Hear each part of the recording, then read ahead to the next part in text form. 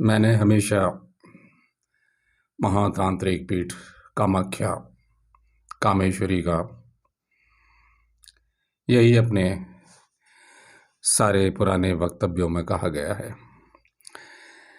और उसकी महिमा समय समय पर मैं कहता रहा हूँ। कामाख्या दर्शन कराने भी ले जाता हूँ और मेरी ज़िंदगी का एक हिस्सा पिछले 20 सालों में बारंबार उस क्षेत्र में बीता है। तो महातांत्रिक पीठ, योनि पीठ, अनंत सृष्टियाँ, अनंत ब्रह्मांड और बस इतना ही काफ़ी है, क्योंकि बारंबार जो मेरे पुराने श्रोता हैं वो एक ही बात को बारंबार सुन करके ऊब न जाएं। लेकिन मैं कई दफ़े पुनरावृत्ति इसलिए करता हूँ कि नया कोई साधक या नया कोई जिज्ञासु व्यक्ति जिसे कुछ ठोस की, कुछ अलग हट के तलाश होती है, जो उसे यूट्यूब पर नहीं मिल रहा है और उसके मन को मेरी बात ये छू जाए या मैं जो तथ्य प्रस्तुत कर रहा हूँ, मैं हमेशा तथ्यों की बात करता हूँ। तो मैंने हमेशा कहा महातांत्रिक पीठ कामाख्या। कामाख्या में क्या है? इच्छा, क्रिया, ज्ञान, कामनाओं की पूर्ति, धर्म, अर्थ, काम और मोक्ष। कितने ही योगी रहे हों, ऋषि मुनि रहे हों, वो दंडवत प्रणाम करने उस योग माया के दरबार में आते रहे हैं। वहाँ तपस्या स्थली रही है और ऋषि मुनियों के आश्रम भी उस क्षेत्र में रहे हैं, वहाँ से कुछ किलोमीटर की दूरी पर। और समय समय पर, क्योंकि यह स्थान लुप्त रहा और बाद में इसका पूरा वर्णन है, जब वहाँ आप जाएंगे, वहाँ की किताब पढ़ेंगे या इंटरनेट पे अभी आजकल के नौजवान लड़के बहुत सारी गलत जानकारियाँ भी देते रहते हैं। तो मैं हमेशा प्रमाणिक और वहाँ कैमरा चलाता हूँ, वहाँ के जो विशेष पीठ की शक्तियाँ हैं वहाँ की, उनके भी मैं दर्शन और उनके बारे में बताता हूँ। आदमी को बैठाता भी हूँ और जिनका मेरे से संतुलन हो जाता है। मैं कोई संत महात्मा गुरु नहीं हूँ, किसी का भी गुरु नहीं हूँ, ना मेरा कोई शिष्य है। अनुयायी हो सकता है, लेकिन अभी तक उन मानदंडों पर, क्योंकि मैं खुद अभी शिष्य हूँ। मैं हमेशा अपने बारे में अपने विचार रखता रहा हूँ आपको, और आप समझते रहे मुझे।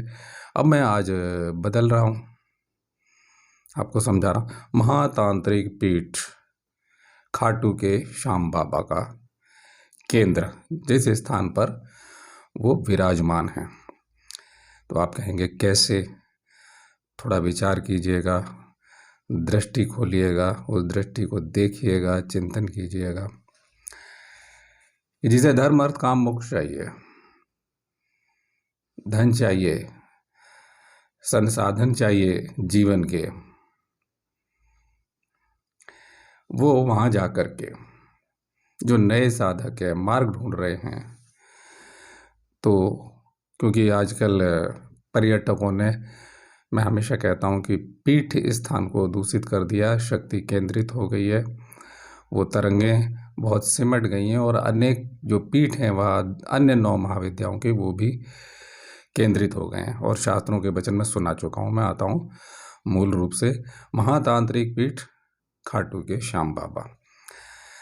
अगर मैं आपसे कहूँ कि ये तो आपने गीता में पढ़ ही लिया कि सिद्धों में सबसे महान सिद्ध कपिल मुनि भी मैं ही हूँ, और वो जो सांख्य दर्शन है ना उनका, जिसको आप सहज योग के रूप में या उसका एक अंश सहज योग के रूप में प्रचारित करते हैं, पढ़ते हैं, सुनते हैं, या खंड उसका एक ले लिया है इन गुरुओं ने, जो है स्वयंभू गुरु हैं, अपने गुरु अपने आप हैं, अपना निजी मार्ग जिन्होंने चलाया हुआ है।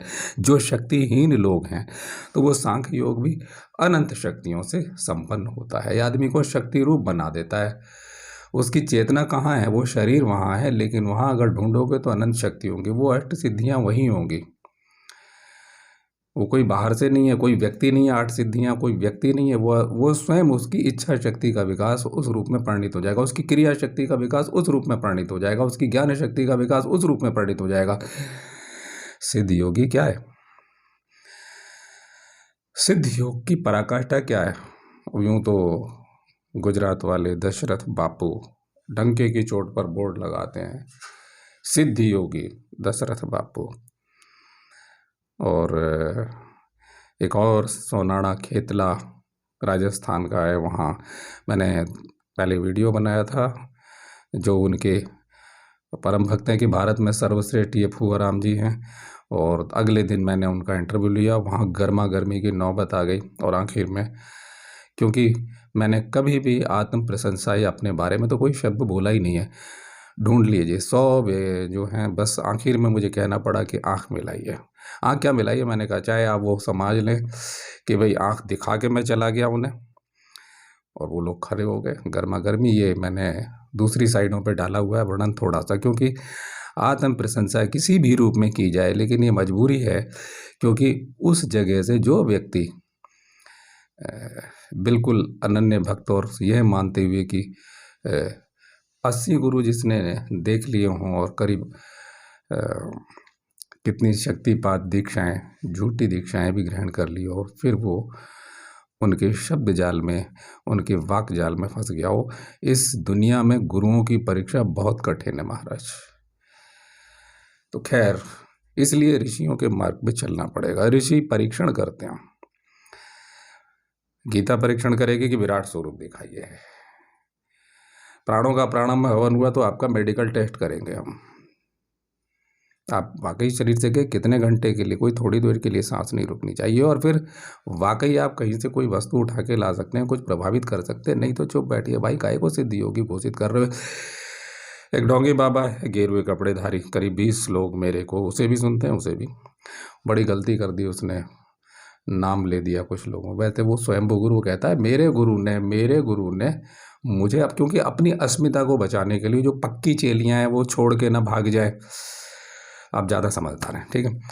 तो क्या चाहिए भाई, अपने पास आगे पीछे कुछ नहीं है, ना हमें कोई आश्रम बनाना है, ना कोई शिष्य है। तो सिर्फ मैं क्या कर रहा हूँ, मैं आपके सामने मौलिक तथ्यों को रखता हूँ। तो कि मेरे गुरु ने मुझे महाकाली को सौंप दिया। अब महाकाली अलग है, और मुझे सीधे ज्ञान देखा, देखो मैं सिद्धि योगी बन गया, मुझे शक्तिपात हो गया, आओ मैं शक्तिपात कर दूंगा। और बहुत सारे वीडियो शक्तिपात के उसके हैं। दो ही बातें हैं मेरी बातों में, अभी ये मैं भी जो बोल रहा हूँ मेरी बातों में 90% ओशो की बातें मिला करके और वो प्रस्तुत करेगा। तो जिसने ओशो को पढ़ लिया है तो वो समझ जाएगा, और फंडा भी समझ जाएगा ओशो का भी झूठा शक्तिपात किस ढंग के हो सकता था और कितनी दुर्दशा को वो प्राप्त हुए। मैं समय समय पर बताता रहा हूँ। आ जाते हैं तथ्य पे। क्या महातांत्रिक पीठ खाटू के श्याम बाबा, क्योंकि मैं अभी पूर्व प्रसंगों में नवरात्रि के बारे में, नव शक्तियों के बारे में मैं चर्चा कर चुका हूँ। 2 वीडियो मेरे नवरात्रि के ऊपर जारी हो चुके हैं, आप लोगों ने समझा होगा आश्चर्य की भांति। हालांकि ढोंगी बाबाओं को कोई चिंता नहीं होनी चाहिए, क्योंकि मेरे फॉलोवर होंगे ही नहीं इतने। कितने होंगे, मुश्किल से 100 लोग मुझे सुनने वाले होंगे। किसी को 200 सुन लेते हैं, किसी को 20-50 सुन लेते हैं, क्योंकि मेरी जो मौलिक भाषा है मैं वैसा का वैसा प्रस्तुत करता हूँ। परीक्षणों की बात ज़्यादा करता हूँ। अपने विषय में मैंने आज तक कोई घोषणा नहीं की, साधारण व्यक्ति हूँ और शौक पूरा कर रहा हूँ, तथ्य आपको प्रस्तुत कर रहा हूँ। तो खाटू के श्याम बाबा में क्या ये कि वहाँ जो इच्छा शक्ति, क्रिया शक्ति, ज्ञान शक्ति, प्रयोग वहाँ है। अब वो महातांत्रिक पीठ है, घोषित है 51 शक्तिपीठों में। योनि से अनंत लोकों की, अनंत ब्रह्मांडों की, अनंत सृष्टियों की उत्पत्ति हुई है। ऋषि मुनियों की भी उत्पत्ति हुई है, देवताओं की भी उत्पत्ति हुई है। ठीक है, आप ही ने पढ़ा है ना अर्जुन, हे अर्जुन, यो अपनी योग माया के अंश मात्र से। तो मैं योग माया की ही आजकल चर्चा कर रहा हूँ। तो दूसरा नाम कपिल मुनि के बाद अपने समय में, वो सतयुग काल में, सृष्टि के आदि काल में, जब गंगा जी का पृथ्वी पर अवतरण नहीं हुआ था, वहाँ से परंपरा चल रही है। मेरी भी परंपरा है। उत्तराखंड में मेरे गुरुदेव परम पूज्य, प्रातः स्मरणीय, हर वक्त स्मरणीय, मेरी सांसों में, मेरी धड़कनों में। बस मुझे सिर्फ कृपा और मार्ग का पता है कि बस क्या मैं ठीक चल रहा हूँ? शरणागति हो गई, और क्या चाहिए मुझे? अपने को कुछ आता वाता नहीं है, बस आपको तथ्य प्रस्तुत कर देता हूँ। तो वो जो व्यक्ति है जो दुखों से ग्रस्त है, मुकदमे से, वो बगलामुखी साधना नहीं कर सकता, वो चामुंडा साधना नहीं कर सकता, वो कोई अन्य दिव्यास्त्रों की साधना नहीं कर सकता,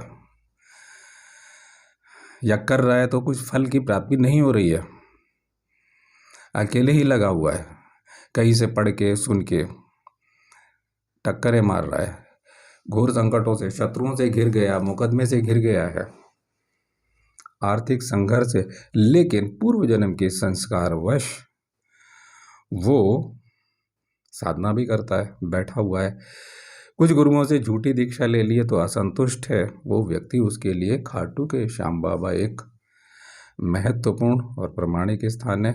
ये स्थान नाचने कूदने का, भजन पूजन करने का, ये तो चल गया है, कुछ नहीं तो अब ये भक्तजन हैं तो कर रहे हैं नाच कूद। और 20 साल पहले तो मुझे उम्मीद है कि कोई खाटू के श्याम बाबा के जागरण नहीं होते थे, अब तो खाटू के श्याम बाबा के जागरण होते हैं। और मेरी समझ में नहीं आता कि खाटू के श्याम बाबा, अगर कोई ब्रह्म की प्राप्ति है तो भगवान कृष्ण का ही आश्रय लेना चाहिए, मूल मार्ग का। जो कृष्ण मार्ग के जीवित गुरु हैं, जो शक्ति संपन्न हैं, जो प्राण यज्ञ जानते हैं, जो आत्मसंयम योग जानते हैं, जो प्राण विद्या को जानते हैं गीता के अनुसार, जिनमें कुछ शक्ति अवश्य है, जो कालज्ञ हैं, त्रिकालज्ञ ना सही कालज्ञ हैं, तो कम से कम ऐसे गुरु की शरणागति से जरूर आपका मार्ग प्रशस्त होगा। लेकिन ये स्थान तो मूल रूप से अंडरग्राउंड, उसकी जगह और उसके निकट कुछ घेरा अभी भी है कि आप कहीं एकांत में, उसकी रेंज में, उसकी सीमा रेखा के अंदर आप इच्छा शक्ति, यानी कि महालक्ष्मी भावना है ना वो, क्योंकि मैंने कहा शक्ति क्या है कि योनि से उत्पन्न है सब कुछ, फिर पालन करती है, क्रिया शक्ति पालन करती है, क्रिया कर रही है, और महासरस्वती है वो फिर समेट लेती है, ज्ञान में लय हो जाता है सब कुछ, महासरस्वती में विलय हो जाता है। तो महालक्ष्मी, महाकाली, महासरस्वती या इच्छा क्रिया ज्ञान की जो सृष्टि है, वो कामाख्या का योनि पीठ वो हमें देता है,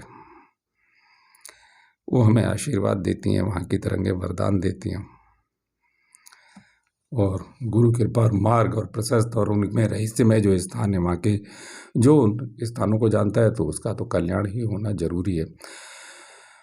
और वहाँ के जो गुरु परंपराएं गुप्त रूप से कुछ रहस्यमय स्थान और हैं, कुछ किलोमीटर की दूरी पे आसपास हैं, जो मैंने देखे हैं, जाने हैं। तो अब यहाँ जो राजस्थान वासी है, मैं इस राजस्थान की उस भूमि को प्रणाम करता हूँ, और खाटू के श्याम बाबा उर्फ बरबरी के विषय में बताने से पहले उनके गुरु के बारे में बताया जाए। उनके गुरु का नाम था, यानी उस समय हरयुग में एक रहे ना सर्वश्रेष्ठ, अगर मैं कहूँ दूसरा नाम किसका है, कपिल मुनि के बाद में, उसके बाद तो परंपरा में और अन्य सारे, कपिल देव जी महाराज मेरे गुरु जी दूसरे, और व्यास मुनि की परंपराएं जो हरिद्वार में मैंने बताई, गुप्त परंपराएं हैं, लेकिन उनमें कुछ ठोस लोग हैं, प्रकट ही नहीं होते, ज़्यादा बताते नहीं है। मैं मिला हुआ हूँ, सोचता कर रहा हूँ कहाँ चली गई परंपरा, ये नकली लोग कहाँ से आ गए। आदि शंकराचार्य ने कुछ काम किया, निम्बिकाचार्य ने कुछ किया, और वल्लभाचार्य ने कहा मुझे प्रवचन नहीं देना, सब कुछ भागवत में लिखा हुआ है, मैं क्या व्याख्या करूँ, क्या बोलूँ। तो ऐसे लोग जो अंतर्ज्ञानी है, जो शक्ति संपन्न लोग हैं, उन्होंने अपने को प्रकट भी नहीं किया, लेकिन ये कोई कमज़ोर लोग नहीं है, इनका कुछ नहीं बिगाड़ा जा सकता। तो प्रिय, हम फिर से आते हैं। तो इतने संकटों से घिरा हुआ व्यक्ति जो तंत्र की किसी भी विधा में ऊंचाई चाहता हो, योग की प्राण विद्या में ऊंचाई चाहता हो, नहीं जा सकता। अपने गाजियाबाद यानी दिल्ली से 2048 किलोमीटर रेलवे दूरी, हवाई जहाज से आजकल टिकट 5,500-6 हज़ार, अभी लगभग 6 हज़ार का 5,680 रुपये का टिकट आया था। तो अभी जुलाई 13 में, जुलाई ये 27 में, तो जो गरीबी में है वो वहाँ नहीं जा सकता, वो यहाँ चला जाए, कहीं किराए का कमरा ले ले, रेंज में ले ले, गांव में ले ले, और एकाग्रचित हो तो उसे आशीर्वाद जरूर मिलेगा। अब मैं उसकी शक्ति की महिमा आपको बता रहा हूँ। ध्यान दीजिएगा। तो वो कौन थे अपने समय में? दूसरा नाम, जैसे एक समय पे भगवान, काल बदला तो उस टाइम सर्वश्रेष्ठ सिद्ध कौन थे? भगवान दत्तात्रेय जी थे। वो भी एक सिद्ध परंपरा है। अगर मैं सिद्धों का इंटरव्यू लेता हूँ, उन्हें ABCD पता नहीं होती। उन्हें अपने गुरु के बारे में बस, या अपने बारे में अपनी महिमा गा रहे कि बस मुझे ये हो गया, मुझे वो हो गया, मैं तो सिद्ध योगी बन गया। और शिष्याओं को बोलते हैं ये सिद्ध योग नहीं होगी। जब ये घुटमुंडा बाबा या जो भद्दी शक्ल का या नकटी जो आदमी है, जो अपने को, क्योंकि भगवान कुछ विकृत चेहरा कर देता है पहले से, अंदर के विचार बाहर, लेकिन मोहनी वाणी में शब्द जाल जो होता है, वो कहेगा, वो अपनी शिष्यों को बोलेगा सिद्ध योगिनी। अर्थात देखो, मैं अपने को सिद्ध योगी बोल रहा है वो, कोई भी गुरु है A to Z। जैसे योगानंद ने क्या किया? योगानंद ने अपने को प्रेम अवतार कहलवा दिया, अपने चेले का नाम रख दिया। भाई अवतारों, वो 24 अवतार हैं या 23 अवतार हैं या 10 अवतार हैं, जो भी अवतार हैं उन्हें अवतार रहने दो। अवतार हमेशा अनंत शक्तियों के साथ प्रकट होते हैं, और पूर्ण अवतार हो चुका है, और कलयुग में जब होगा तो हो जाएगा। तो ये आपके सोचने का गंभीर विषय है। अवतार कभी कमजोर नहीं होते, वो गुफाओं में नहीं छुपते फिरते हैं, और गुफाओं से आगे तो समाज में प्रकट होकर के योग शक्ति के प्रहार करते हैं, चाहे वो भगवान नर नारायण क्यों ना हो और कृष्ण और अर्जुन क्यों ना हो। अब मुझे लगता है तो उनका नाम था आचार्य विजय सिद्ध सेन। इतनी देर मैंने इसलिए लगाई कि उन्हें जाना जाए। तो आचार्य विजय सिद्ध सेन बहुत प्राचीन काल में भी थे, और महाभारत के काल में उनकी साधना चली रही है। कई बार युग बदल जाता है, ऋषि युवा आयु थम जाती है ऋषियों की, वो तंत्र मार्ग के सिद्ध हैं, उनसे श्रेष्ठ उनके काल में। दूसरा नंबर कह रहे हैं ना, दूसरा कि भगवान कहते हैं जहां जहां तेज दिखाई देता है वहां तू मेरा ही स्वरूप समझ अर्जुन। तो दूसरा आचार्य विजय सिद्ध सेन, जो संपूर्ण तंत्र के मर्मज्ञ हैं। अब ढोंगी बाबा क्या करेंगे? ढोंगी बाबा लोग 4-5 सूत्र विज्ञान भैरव तंत्र में है, तो अपनी वो साइडों पे लिखते हैं हम तंत्र के जान गए, और ना उन्हें मंडल चक्र का पता, ना ABCD पता, ना मंत्र विद्या का पता, न्यास पद्धतियों बहुत सारी कुछ भी नहीं पता उन्हें, ना भैरव नमस्कार, ना कवच, कुछ भी नहीं पता। लेकिन वो जैसे ओशो ना कि एक विज्ञान भैरव तंत्र के अलावा क्या है बताइए, उसमें 5 विधियां संभोग की बता दी हैं, 5-6, तो बन गए साहब, तांत्रिक बन गए। अरे तंत्र तो कैसा होता है। दूसरा नाम, अभी वर्तमान में कुछ साल पहले, 70-80 साल पहले बाबा विश्वधानंद परमहंस का नाम लेते हैं, जिनकी शक्तियों की कोई सीमा नहीं थी। तो हम आते हैं, अब ये रास्ता आपका है कि अब वो सहज समाधि भली, उस पर चलोगे धोखा खाओगे या अपना परीक्षण करोगे। भाई अगर आप शक्ति के मार्ग के साधक हैं और अपने आत्म सम्मोहन में आत्मज्ञानी और ब्रह्मज्ञानी नहीं बनना चाहते हैं, तो भाई ये वीडियो, मेरी बातें आपके काम की हैं। और वरना तो सहज समाधि भली, बस सारी बातों का एक काट है कि सारी कुछ छोड़ करके मेरी शरण में आ जा रहा हूँ, तो सबको फिर तो ये सारा ज्ञान विज्ञान बेकार है फिर तो इन ऋषियों का। तो आचार्य विजय सिद्ध सेन और बर्बरीक की कथा मैं आपको सुनाने जा रहा हूँ, और आपको प्रेरणा मिलेगी सुनकर के, आपको उनकी साधना और शक्ति के बारे में और अधिक स्पष्ट जानकारी मिलेगी। क्योंकि टीवी सीरियल्स में अगर जो दिखाया गया है तो वो फिल्मांकन बड़े गलत ढंग से और कुछ बढ़ा चढ़ा के और कुछ अतिरिक्त इस ढंग से कर देते हैं। तो ये मौलिक जानकारी है जो मैं दे रहा हूँ। ओम श्री गुरुवे नमः। ओम श्री गणेशाय नमः।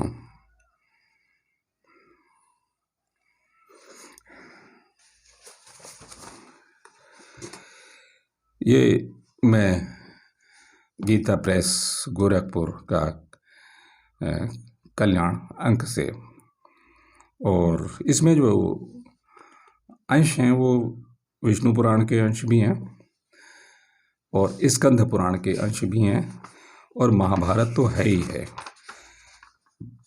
महाभारत तो है ही है। तो मैं प्रारंभ कर रहा हूँ।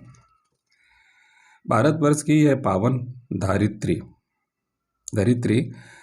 हाँ, ये किसका है, ये संकलन किसका है? ये मेहनत पुराणों से या अन्य शास्त्रों से निकाली किसने है? ये निकाली है श्री श्याम सुंदर जी अग्रवाल ने। मैं उनका नाम ले रहा हूँ। जो चीज़ जिसकी है, जैसे मैं कहता हूँ ये मेरे गुरु की, जो कुछ मैं बोल रहा हूँ मैं अपने गुरुदेव की प्रेरणा से बोल रहा हूँ। मैं तो वैसे ही मामूली आदमी, पता नहीं कदर हो गई आप लोगों के बीच में थोड़ी सी कि हम नौकरी छोड़ करके खाना खा पा रहे हैं, रोजगार कर रहे हैं, आप लोग सुन रहे हैं। तो ये जब हम किसी का नाम लेते हैं हम छोटे नहीं हो जाते, लेकिन ढोंगी लोग क्या करते हैं कि मेरा, ओशो की वाणी बोलेंगे ये मेरी वाणी है, कबीर की वाणी बोलेंगे मेरी वाणी है। तो ये आप परखिए कि जब भी कोई बोला करे, शब्द जाल फेंका करे, तो मुझे सुन करके एक ही फ़ायदा है। मैं हमेशा कसौटियों की कहता हूँ, मौका मिले तो किसी लाइब्रेरी में ओशो को पढ़िए, आपको समझ जाएंगे कि कम से कम 80% ढोंगी गुरु पकड़ में आ जाएंगे आपको कि ये वही बोल रहे हैं। 90% भी है, 10% बिल्कुल मौलिक लोग हैं। चलिए, तो भारतवर्ष की यह पावन धरित्री अनादिकाल से देवोपम लोकोत्तर महापुरुषों की लीला स्थली रही है। स्वयं ईश्वर भी यहाँ लोक कल्याणार्थ प्रत्येक युग में अवतार ग्रहण करते रहे हैं। इस भारत भूमि के मनुष्यों के गुण कर्म और पावन चरित्र को देखकर देवता भी उसकी सराहना करते हैं। ये विष्णु पुराण के अंश का श्लोक दिया है और इसमें कहा है कि इन्हीं देवोपम लोकोत्तर महापुरुषों की श्रृंखला में परम वीर बर्बरी का नाम सदैव के लिए सुरक्षित है। वीर व बर्बरी की सहृदयता से प्रभावित होकर स्वयं भगवान श्री कृष्ण ने उसका एक नाम सुहृदय भी रख दिया था।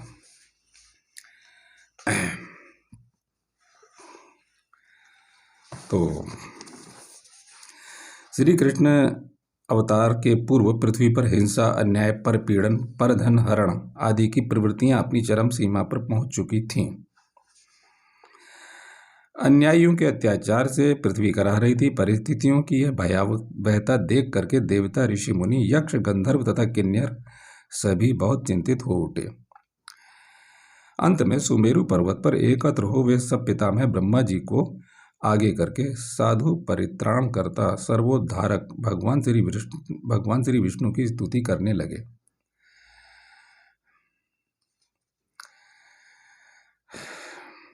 स्तुति और आराधना का यह कार्य सुदीर्घ काल तक चलता रहा। इसी बीच एक दिन वहां उपस्थित सूर्यवर्चा नाम का एक महाप्रतापी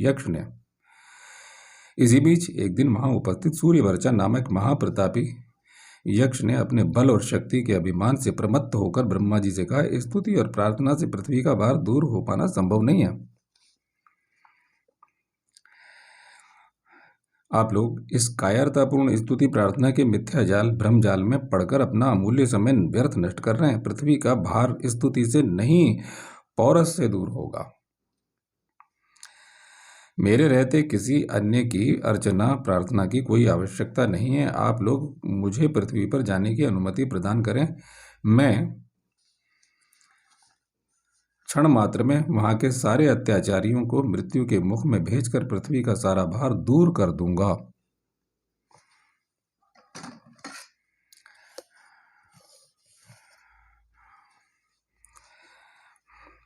उस यक्ष के इस अहंकार और दर्पपूर्ण अभिभाषण से पिता में ब्रह्मा जी अत्यंत क्रुद्ध हो उठे। उन्होंने उसे शाप देते हुए कहा, यक्ष, पर ब्रह्म परमात्मा की स्तुति से बढ़कर दूसरा कोई भी कार्य इस संसार में नहीं है, किंतु तुमने अहंकार प्रमत्त होकर उसे व्यर्थ का कार्य बताया है। तुम्हारी बुद्धि अत्यंत दूषित है। पृथ्वी का यह भार समस्त देवताओं के लिए भी दुस्सह है। तू मोह और प्रमाद के वश उसे केवल अपने लिए ही साध्य बता रहा है। तुम्हें अपने इस अहंकार पूर्ण अनर्गल प्रलाप के लिए यथोचित फल भोगना पड़ेगा। मूढ़, पृथ्वी का भार उतारते समय जब महाभारत युद्ध का प्रारंभ होगा उस समय भगवान श्री कृष्ण के हाथ से तेरा नाश होगा। वह अपने सुदर्शन चक्र से तेरा शीश काट देंगे और महापराक्रमी होते हुए भी तू उस युद्ध में एक साधारण सैनिक की वीरता भी न प्रकट कर सकेगा। यह सूर्यवर्चा यक्ष पांडव भीमसेन के पौत्र एवं घटोत्कच के पुत्र के रूप में नरकासुर के प्रधानमंत्री मुर असुर की पुत्री कामकंटका के गर्भ से उत्पन्न हुआ था।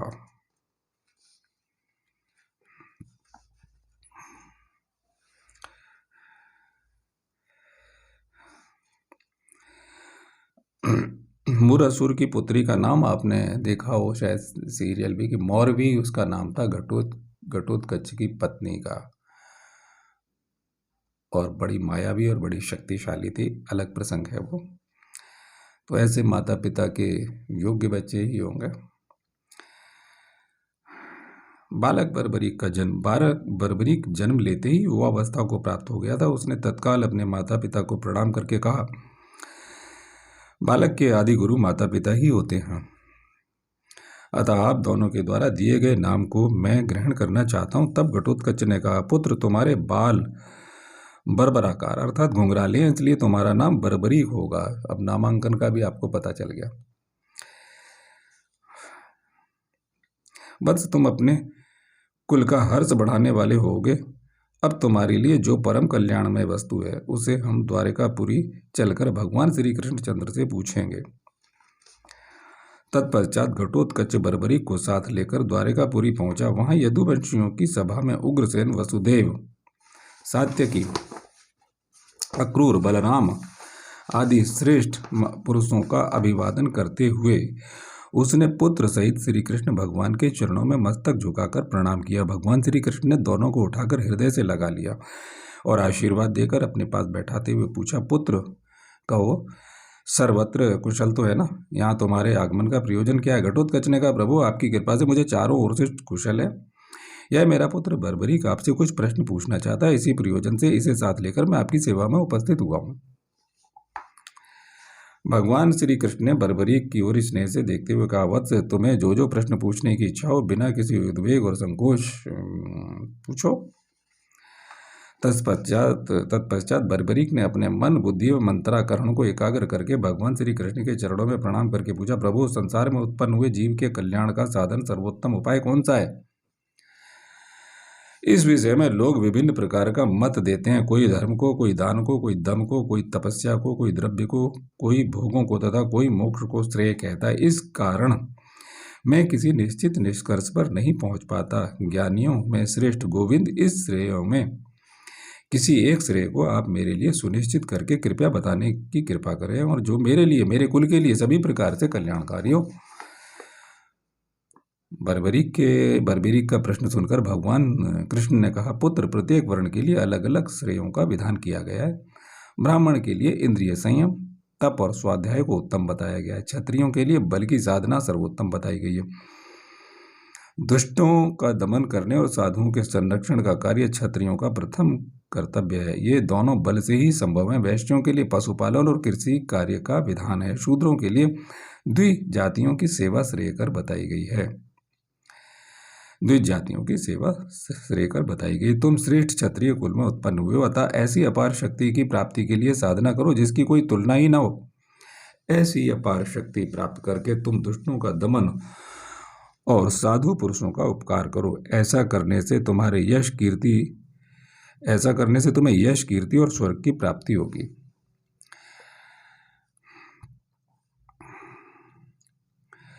वत्स, बल की प्राप्ति देवियों की कृपा से ही संभव है। अब ये नवरात्रि साधना का प्रसंग मैंने इससे पहले किया, अब ये दूसरी श्रृंखला देखिए।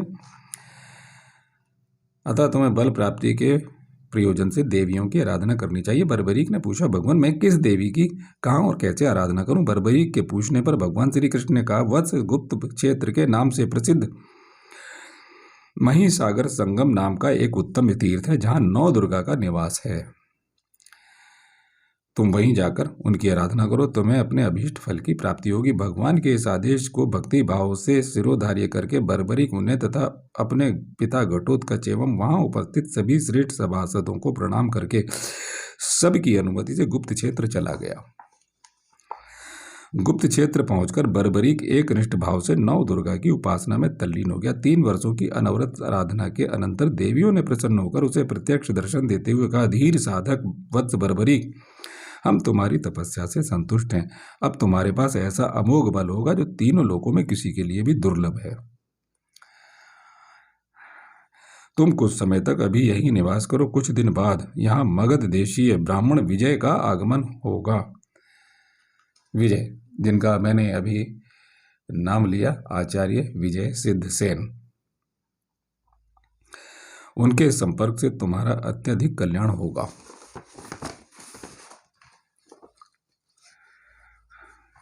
देवियों के इस आदेश को स्वीकार करके वीरवर बर्बरीक वहीं रहने लगा। कुछ समय व्यतीत होने पर वहां विजय ब्राह्मण का आगमन हुआ। उन्होंने कुमारेश्वर आदि 7 लिंगों का पूजन करके सुदीर्घ काल तक देवियों की आराधना की। उनकी निष्ठा और साधना से परितुष्ट होकर देवियों ने स्वप्न में उन्हें यह आदेश दिया, ब्राह्मण श्रेष्ठ, तुम सिद्ध माता के आंगन में भक्ति पूर्वक सभी विद्याओं की साधना करो। हमारा भक्त सुहृदय सभी प्रकार से तुम्हारी सहायता करेगा। देवियों के इस आदेश से विजय ने दूसरे दिन वीरवर बर्बरीक से कहा, भद्र, जब तक मैं सिद्ध माता के समक्ष विद्या साधना में निरत हूँ तब तक तुम देवी स्तोत्र का पाठ करते हुए यहीं रहो, जिससे मेरी साधना में किसी प्रकार का विघ्न न आए। विजय की यह बात सुनकर बर्बरीक उनके आदेश के पालन में तत्पर हो गया। एक ढोंगी बाबा से किसी ने पूछा कि महाराज, मैंने आपको सपने में देखा। तो ढोंगी बाबा इतना ईमानदार नहीं, वो कहता है कि बात हो गई तो बताना चाहिए ना। कहा हाँ, मैंने स्वप्न में तुम्हें दर्शन दिए और यही बातचीत की। जैसे गुरु तेग बहादुर हैं, उन्होंने बता दिया था कि डूबते हुए जहाज में जब वो वैश्य ने प्रार्थना की, व्यापारी ने प्रार्थना की कि इतनी मोहरे में आपको अर्पण करूंगा, मुझे बचा लो।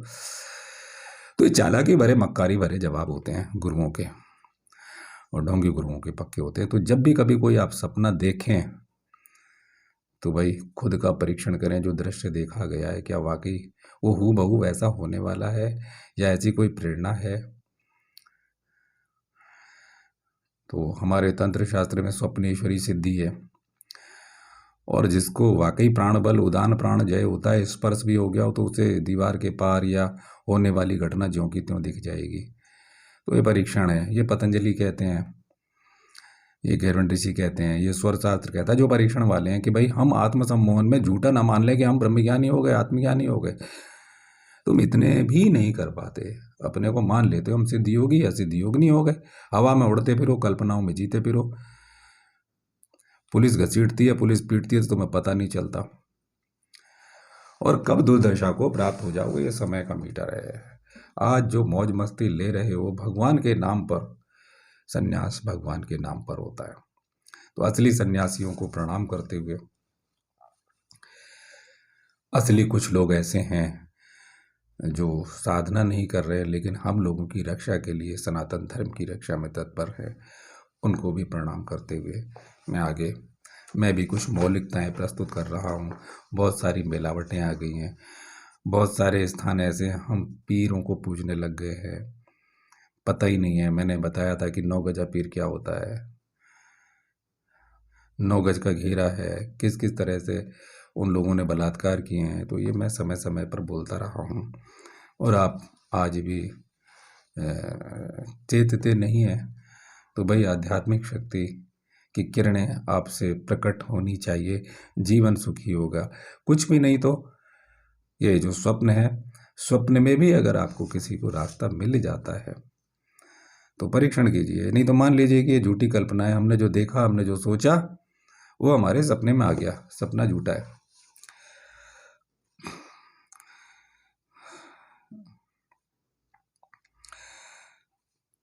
ब्राह्मण विजय की तपश्चर्या और आराधना के मध्य बहुत से राक्षसों और असुरों ने विघ्न डालने का प्रयत्न किया,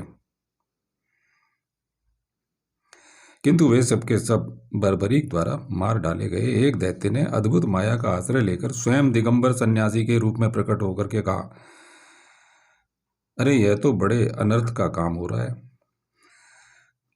अग्नि में आहुतियां डालकर बहुत से जीवों का अकारण वध किया जा रहा है। यह तो अहिंसा मार्ग के सर्वथा विपरीत भयानक अनैतिक कृत्य हो रहा है। अब देखिए, भटकाने के लिए सन्यासी का रूप पहले भी धारण करते थे, और आज भी हवस की पूर्ति के लिए, धन के लिए और प्रसिद्धि के लिए आज भी गेरुए कपड़े पहन लेते हैं। तो वो सन्यासी के रूप में कपटी पहले भी, और भ्रष्ट कर रहे हैं, उसको मार्ग से हटा रहे हैं। बुद्धिमानों में श्रेष्ठ बर्बरीक ने तुरंत ही उस दैत्य की कपट माया को पहचान कर तीव्र स्वर में कहा, अरे कपट वेशधारी, अग्नि में बहुत से दिन अग्नि में आहुति देने से सभी देवताओं की तृप्ति होती है। तू झूठ बोलकर संसार को ठग रहा है, अतः दंड का प्राप्त है। यह कहकर बर्बरीक ने कुपित होकर अपनी मुष्टि के प्रहार से उसके सारे दांत तोड़कर गिरा दिया। तब वह भागकर पाताल लोक में स्थित अपनी बहुप्रभा नाम की नगरी में जा छुपा। एक एक चीज, वो नगरी अगर कहीं दूसरे ग्रंथ में पढ़ोगे तो वो बहुप्रभाई नगरी मिलेगी, इसलिए ये इतिहास है।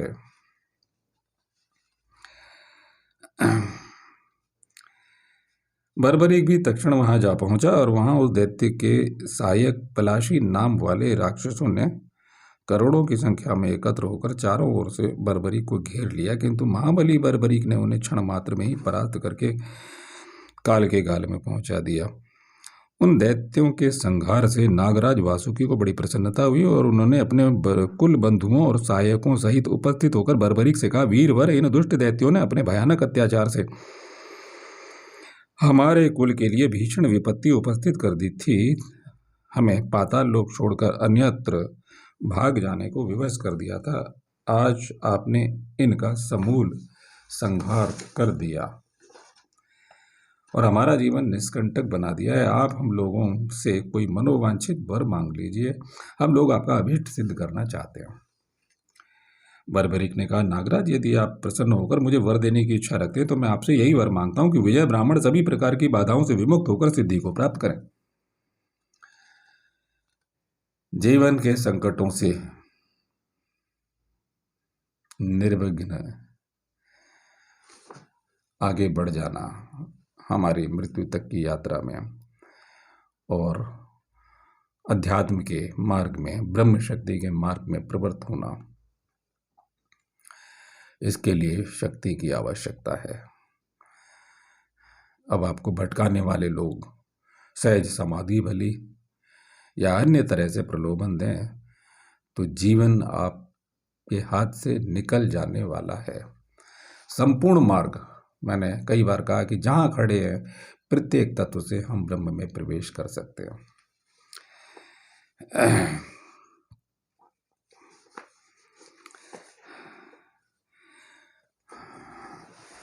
लेकिन आप कहोगे भाई मैंने स्थानीय देवियों के लिए मना किया है, तो अगर आपके गुरु हैं और आप कहें कि वो करणी माता, फलानी माता, ढिमकी माता, आजापुरा माँ जो तंग करती हैं, 25% लाभ करती हैं, 75% दुख देती हैं, शरीरों में खेलती हैं, फिर भोग प्रसाद और ये और वो, तो आपको उस तत्व में कैसे प्रवेश करो तो गुरु बताएंगे ना।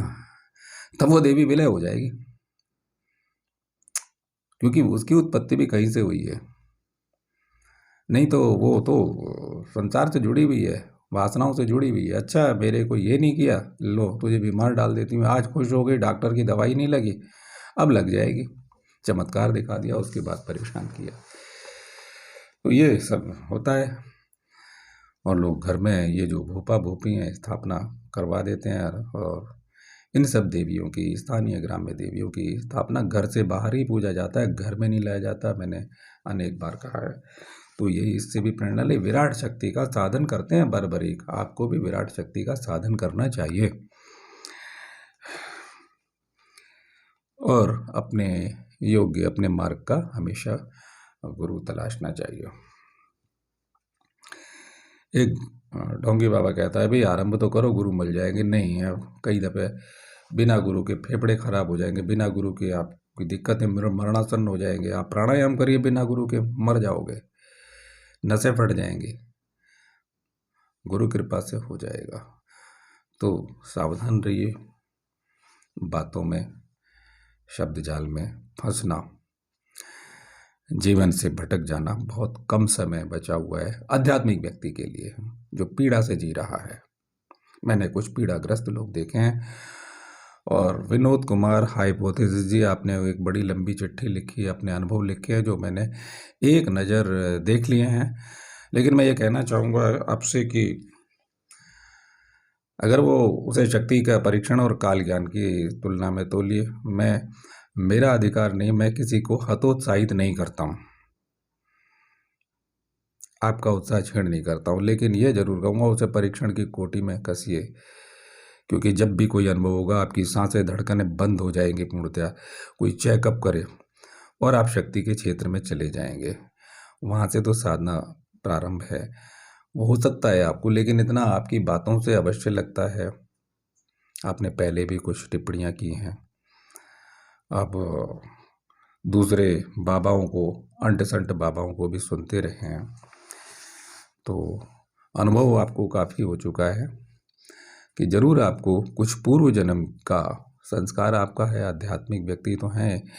ये दशा आपकी अवश्य खराब है कि आपको जीवन के संसाधन नहीं मिले हैं आगे बढ़ने के। तो परमेश्वरी कृपा करे, शक्ति की साधना में अपना जरूर जीवन लगाएं, प्रार्थना करते हैं। और अपने अनुभवों को सार्वजनिक नहीं करना चाहिए। शायद गौर कीजिएगा, मेरे 100 वीडियो लगभग होने वाले हैं। बड़े आश्चर्य की बात है कि मैंने आज तक अपने विषय में कुछ बोला क्या। 2 प्रयोग हैं, एक मंत्र शक्ति प्रयोग है जो मीडिया वालों के ऊपर, बुद्धिजीवियों के ऊपर और अधिकारियों के ऊपर किया है, वो 4 भाग में देखा होगा। एक सांभवी यक्षिणी की अंशिका, एक और डाल देंगे। और प्रयोग बहुत सारे हैं, कुछ रहस्य सुलझाए हैं, कुछ हत्याओं के भी, उनकी आत्माओं को बुला करके भी पूछा है। तो अब तो नहीं कर रहा हूँ मैं, लेकिन बहुत काफ़ी मैंने किए, और दिव्य लोक की आत्माओं से भी कुछ संपर्क किया। तो ये प्रयोग, और मैं ये कहता हूँ कि मैंने साथ के साथ ये कह रहा हूँ, मैंने कुछ विशेष नहीं कर दिया, ये सब आप लोग कर सकते हो, सब आप में शक्ति है, ये साधारण है। इसलिए मैं कहता हूँ मैं साधारण व्यक्ति हूँ, क्योंकि आप सब भी तो कर सकते हो सब कुछ। मैं ज़मीन पर खड़ा हूँ, आप भी हो सकते हैं, आप मुझसे ज़्यादा अच्छा कर सकते हो, मुझे ऐसा लगता है।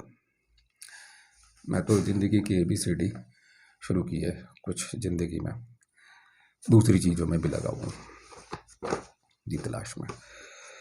तो और जब जाएं तो एक आवाज़ होती है, आप मेरी वाणी सुन रहे हैं, यानी आवाज़ सुन रहे हैं, मैं आपकी बात सुन रहा हूँ। तो गौर कीजिए कि आवाज़ में ऐंठन कितनी है, अहंकार। बहुत से लोग नकली मधुरता बना करके बोलते हैं। नकली गुरु क्या करते हैं, बहुत मिठास लाते हैं। पता ढूंढिए कि नकलीपन है, आवाज़ की सहजता है। ये टेढ़ा मेढ़ा मुंह करके बना करके बोलना, या अपने को बहुत ज़्यादा, हो सकता है कि नहीं वीडियो में मेरे सामने जब कोई उल्टे सीधे सवाल करता है या तिरछे सवाल करता है तो मैं भी उत्तेजित हो गया होऊंगा और हुआ हूँ, मैं कह रहा हूँ। तो मैं तो साधारण आदमी हूँ, मैं तो कोई गुरु महात्मा तो हूँ नहीं। लेकिन जो गुरु हैं, जो शक्तिपात और दीक्षाएं दे रहे हैं, जो गद्दी चला रहे हैं, आश्रम चला रहे हैं, तो उनकी आवाज़ पकड़िए कि ये मिठास, ये सहजता, ये सहज योग, ये बनाया जा रहा है क्या। ढूंढिए पुराने वीडियो में, हो सकता है आप समझ जाए आदमी, अपने आप को आचरणवान बना लेता आदमी, सिद्ध करने के लिए कि चेले चेलियाँ छोड़ के ना भाग जाएं। तो महाराज ये आगे बढ़ते हैं मेरे श्रोताओं। तो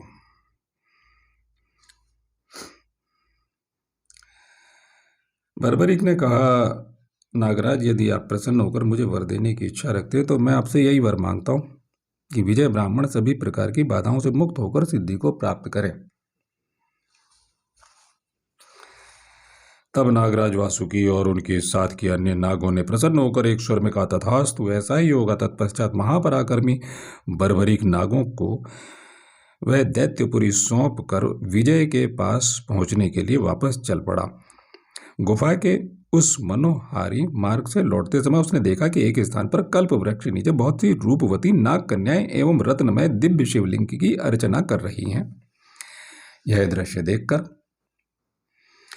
बर्बरी को बहुत आश्चर्य हुआ और उसने उन नाग कन्याओं से पूछा, इस अद्भुत प्रकाश में शिवलिंग की स्थापना किसने की है तथा उसके चारों ओर से निकलने वाले मार्ग कहाँ कहाँ जाते हैं? आप लोग कृपा करके मुझे यह सब बताने का कष्ट करें।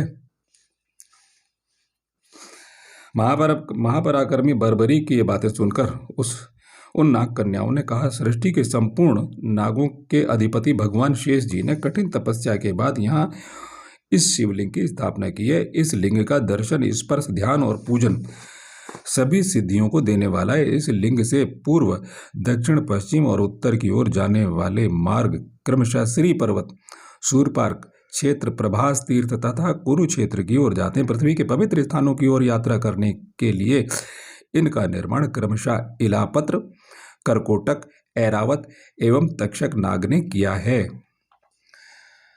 ऐरावत हाथी भी है जो समुद्र मंथन से निकला, और ऐरावत नाग भी है। और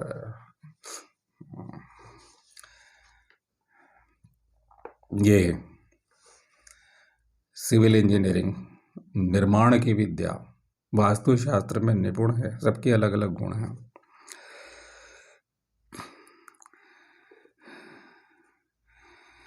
लिंग के ऊपर जाने वाला मार्ग, जिधर जाने के लिए आप इस समय खड़े हैं वह गुप्त क्षेत्र में सिद्ध लिंग के पास जाता है। इस मार्ग को स्कंद स्वामी अपनी अमोघ शक्ति के इस मार्ग को स्कंद स्वामी ने, यानी भगवान स्कंद ने, यानी स्वामी कार्तिकेय ने अपनी अमोघ शक्ति के आघात से बनाया है। वीरवर, हमने आपके सभी प्रश्नों का उत्तर दे दिया। अब आप हमें अपना परिचय देने की कृपा करें। अभी कुछ समय पहले हमने आपको दैत्यों के पीछे जाते हुए देखा था, और अब आप अकेले ही उधर से वापस आ रहे हैं। इसका क्या रहस्य है? हम सब आपको पति रूप में वर्ण करना चाहती हैं। आप प्रसन्न होकर यहाँ के विविध मनोरम स्थानों में से हमारे साथ क्रीड़ा कीजिए। नाग कन्याओं की सारी बातें सुनकर बर्बरीक ने उन्हें अपनी जाति कुल का पूरा परिचय देकर दैत्यों के विनाश की पूरी कथा बताते हुए कहा, देवियों, मैंने आजीवन ब्रह्मचारी रहने का व्रत लिया हुआ है, अतः आप लोगों की इच्छा पूरी कर सकने में असमर्थ हूं। ये कहकर धर्मनिष्ठ बर्बरीक ने श्रद्धा सहित भक्तिभाव से उस शिवलिंग का पूजन करके साष्टांग प्रणाम किया और वहां से चल पड़ा। शीघ्र ही विजय के पास जा पहुंचा। अब यहाँ नोट करने वाला प्रसंग है, और ये लाइन है, ये याद करने लायक, याद रखने लायक है। आप समझेंगे कि महत्वपूर्ण लाइन है, महत्वपूर्ण लाइन है। तो विजय उस समय अपनी अर्चना आराधना का सभी अभीष्ट कार्य पूर्ण कर चुके थे। बर्बरी को वहां उपस्थित देखकर उन्होंने अत्यंत स्नेह से कहा, वीर श्रेष्ठ, तुम्हारी कृपा से मैंने अतुलनीय सिद्धि प्राप्त कर ली है। अभी गुरु शिष्य नहीं हुए हैं वो, बस उसे लगा दिया ड्यूटी पे, सभ्य भाषा बोल रहे हैं। तुम चिरंजीवी हो, सदा सुखी रहो, दानशील और विजयी बनो। मेरे होम कुंड में अत्यंत ही पवित्र सात्विक भस्म है, उसका रंग सिंदूर के समान लाल है।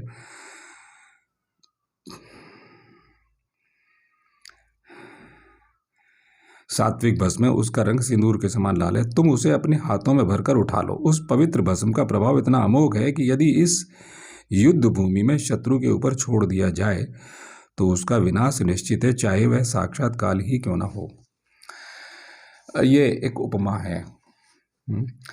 भगवान काल, अर्जुन को कहते हैं कि अर्जुन उन्हीं का रूप है कुछ, हे अर्जुन तो मेरा अतिशय प्रिय। अर्जुन कोई दूसरे नहीं है, अर्जुन उन्हीं का नर नारायण है ना, ये ऋषि। तो वो जो सात्विक भस्म है उसमें तीनों शक्तियों का समावेश है। मैं हमेशा कहता आता हूँ कि जैसे उस दिन मैंने पुराने प्रसंग में कहा, कोई बगला की साधना कर रहा है तो वो सात्विक, राजसिक, तामसिक, लेकिन प्रथम स्तंभन की देवी है। चामुंडा पहले विनाश की देवी है, पहले वो रक्तेश्वरी है, रक्तपान की अधिष्ठात्री है सारे संसार का। ये पृथ्वी नहीं है तो बहुत छोटी सी पृथ्वी, अनंत ब्रह्मांड के जितने प्राणी, अनंत सृष्टियाँ, अनंत सूर्यों की बातें कर रहे हैं, क्योंकि सुखदेव मुनि ने ऐसा ही वर्णन किया है शास्त्रों में, और नारद जी का भी यही वर्णन है, और भारद्वाज ऋषि का भी अंतरिक्ष विद्या के बारे में उन्होंने जो कुछ बताया है। ये बाद वाले लोग कुछ करते कराते नहीं है, केवल भाषणबाजी करते हैं। इन्हें कुछ आता वाता नहीं है, इनसे पूछो कहाँ क्या है, कुछ नहीं बताएंगे। बस जरा हो सकता है थोड़ा बहुत, बस जितना एक ज्योतिषी बता देता है, इससे ज़्यादा कुछ नहीं।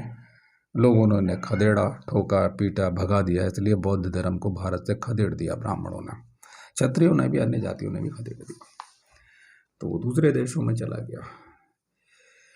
तो ऐसे अनेक धर्म हैं जो दिन रात आपसी संघर्ष कर रहे हैं, जिसकी वजह से ये विधर्मी लोग हमारे पे हावी हो जाते हैं। अब समझना आपको है। तो उसका विनाश निश्चित है, चाहे वह साक्षात काल हो। तो काल से सारी उत्पत्ति है, लेकिन ये उपमा है, काल को कोई नहीं जीत सकता। उज्जैन जाएंगे कभी तो महाकालेश्वर को चरणों में दंडवत होइए, तो महाकाल की शक्ति आपको प्राप्त हो। वहाँ कोई शिवलिंग आपको दिख रहा है, वो शिवलिंग नहीं है, वो पावर स्टेशन है। मैं हमेशा बोलता हूँ अदृश्य शक्ति, वो काल का जगत है। जो आपकी सांसों में काल तत्व चल रहा है उसका जगत है। आप महाकाल की ओर अग्रसर हो जाएंगे। चलिए, तो अतः यह परम पवित्र भस्म, ये स्कंद पुराण और माँ कुमार 63 और 78वां श्लोक दिया है, उसका अनुवाद मैं पढ़ रहा हूँ। वो कह रहे हैं कि जो निष्काम भाव से किसी का उपकार करता है वही साधु कहा जाता है। जो किसी के लाभ की लालसा से किसी का उपकार करता है उसकी साधुता में कौन सा गुण है। यानी मैंने जो कुछ किया वो मैंने किसी पाने की इच्छा से नहीं किया। वो कह रहे हैं कि आपने मुझे एक कर्तव्य दिया, मैंने कुछ पाने की इच्छा से नहीं किया कि मैं बदले में आपसे कुछ पाऊंगा। तो ऐसी कोई साधुता में क्या गुण है। अतः आप यह पवित्र भस्म किसी अन्य को देते हैं, मुझे आपको सफल मनोरथ देकर अपने किए का सारा फल प्राप्त हो गया। यानी आप सिद्ध हो गए, सफल हो गए। और मैं फिर कह रहा हूँ, संसार में उस टाइम के सर्वश्रेष्ठ सिद्ध आचार्य विजय सिद्ध सेन, अब वो आचार्य हो गए, उस विद्या के स्वामी हो गए, या विद्या उनसे बह रही है। अब वो ब्रह्म स्वरूप हो गए, तंत्र सिद्ध स्वरूप हो गए, तीनों शक्तियां उनसे प्रवाहित हो रही हैं। वो बाहर की बस में, यानी कि वो बाहर भी, जो मैं कहता हूँ ना, अंदर से अंदर आप जागृत हो गए तो बाहर भी, तो जिस चीज को छू देंगे बाहर भी तो उसका असर होना चाहिए।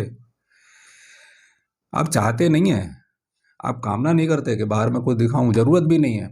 जब तक प्राणपण, शास्त्र कहता है जब तक प्राणों संकट ना उपस्थित हो जाए, कुछ अन्य बात ना हो जाए, तो फिर क्षमाशीलता और ये दानशीलता, ये सारी चीजें कहाँ गई। लेकिन ऐसा संकट उपस्थित हो जाए तब बाहर भी प्रयोग किया जाता है प्राणपण से। तो ये हमें सहनशीलता सिखाई गई है। 3 प्रकार के तप कहे गए हैं भगवान ने। वाणी का तप है, ये किस में कहा है, वाणी का तप गीता में कहा गया है, शरीर का तप कहा गया है। चलिए, इस पर देवताओं ने कहा, इसके सिवा मैं कुछ और नहीं चाहता। इस पर देवताओं ने कहा, भविष्य में कौरवों और पांडवों का भयंकर युद्ध होगा। अब ये तो उनकी वार्ता है, लेकिन वहां देवता भी उपस्थित हो गए, और यदि भस्म कौरवों के हाथ लग गया तो पांडव पराजित हो जाएंगे। अतः तुम उनके कल्याण की दृष्टि से इस भस्म को अवश्य ग्रहण करो। तत्पश्चात बर्बरीक ने भस्म को लेकर सुरक्षित रख लिया। और आपको पता है कि बाद में उसने ये कह दिया था, ये एपिसोड में दिखाया गया है कि भाई जो पक्ष कमजोर होगा मैं उसकी तरफ खड़ा हो जाऊंगा। यानी कि अब पांडव तो कमजोर ही थे, अगर कृष्ण नहीं होते तो वो हारे हुए थे, सब मारे जाते। दुनिया के वरदान प्राप्त दिव्यास्त्रों से संपन्न सारे महारथी तो कौरवों के पास थे, एक से एक अजय, एक से एक वरदानी। कुछ लोग ऐसे हैं कि जो आखिर तक मरे ही नहीं, 3 लोग तो आखिर तक मरे ही नहीं मरे, विपक्ष के भी। तो इसके बाद कुछ समय बीत जाने पर दुर्योधन की कुटिलता और गांधार राज शकुनी की धूर्तता से जुए में पराजित होकर पांडव लोग सभी प्रसिद्ध तीर्थों में भ्रमण करते हुए वनवास की अवधि के अंतर्गत इस पुण्य तीर्थ में भ्रमण करते हुए वनवास की अवधि में उन्होंने वनवास की अवधि के अंतर्गत इस पुण्य तीर्थ में स्नान तथा देवी दर्शन के लिए पहुंचे। देवी दर्शन वही कामाख्या देवी के स्थान के वर्णन है, कई तीर्थों में है। पुण्य तीर्थ में स्नान देवी दर्शन के लिए पहुंचे। पांडवों के साथ द्रौपदी भी थी। वहां पहुंचकर यात्रा के श्रम से बहुत अधिक थके होने के कारण वे एक वृक्ष की छाया में बैठकर विश्राम करने लगे। वे सभी प्यास से एकदम व्याकुल हो रहे थे। उन्होंने सामने के जलकुंड की ओर देखा। सबके मनोभाव समझकर भीमसेन उस कुंड से जल प्राप्त करने की इच्छा से आगे बढ़े और उन्हें कुंड की ओर बढ़ते देखकर धर्मराज युधिष्ठिर ने शास्त्र मर्यादा की बात बताते हुए कहा, भीम तुम पहले कुंड से जल लेकर अपने हाथ पैर बाहर ही धो लेना, उसके बाद ही जल पीना, नहीं तो तुम्हें बड़ा पाप लगेगा, यही शास्त्र की मर्यादा है। किंतु भीमसेन प्यास से अत्यंत व्याकुल होने के कारण धर्मराज की बातों पर ध्यान न दे सके और बिना हाथ पैर धोए ही कुंड में प्रवेश कर गए।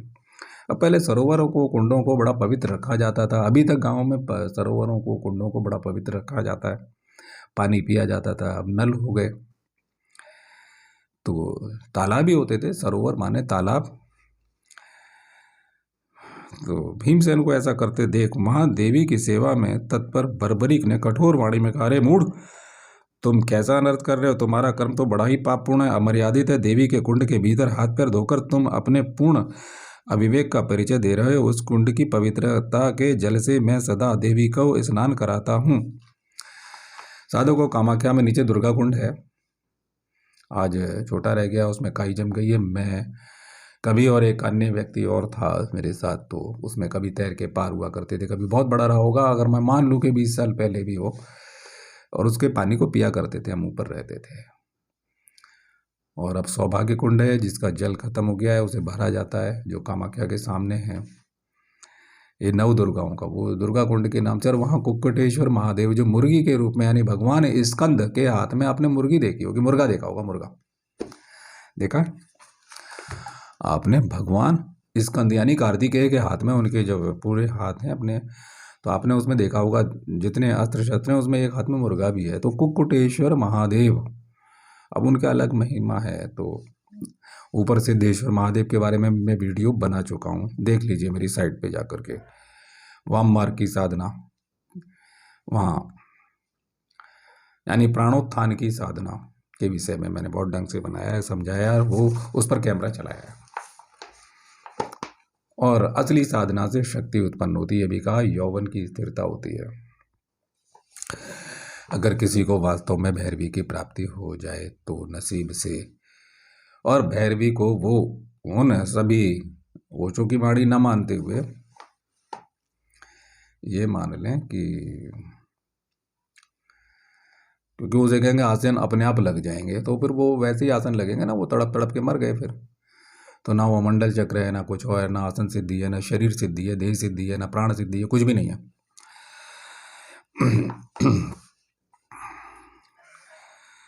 तो इसी कुंड के पवित्र जल से मैं सदा देवी को स्नान कराता रहा हूँ। दूषित जल का स्पर्श से तो मनुष्य भी नहीं करते, फिर देवी देवता के लिए उसका प्रयोग कैसे किया जा सकता है? अब तुम्हें इन बातों का एकदम ज्ञान नहीं है, तब व्यर्थ तीर्थों में किस लिए घूम रहे हो? बर्बरी की बात सुनकर महाबली भीम क्रोध से अत्यंत संतप्त हो उठे। उन्होंने निर्भीक वाणी में कहा,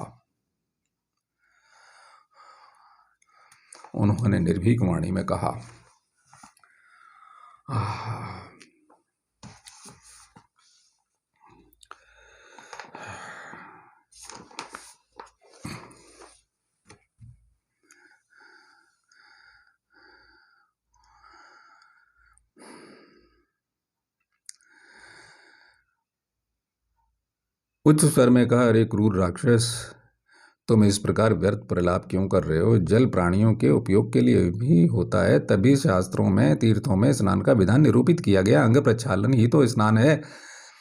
तुम व्यर्थ मेरी निंदा क्यों कर रहे हो? बर्बरीक ने कहा, तुम्हारा कहना सही है, किंतु यह नियम निरंतर प्रवाहित होते रहने वाले नदी आदि के जल के लिए है। आप भी समझ रहे होंगे मेरे पाठकों, साधकों और मेरे श्रोताओं।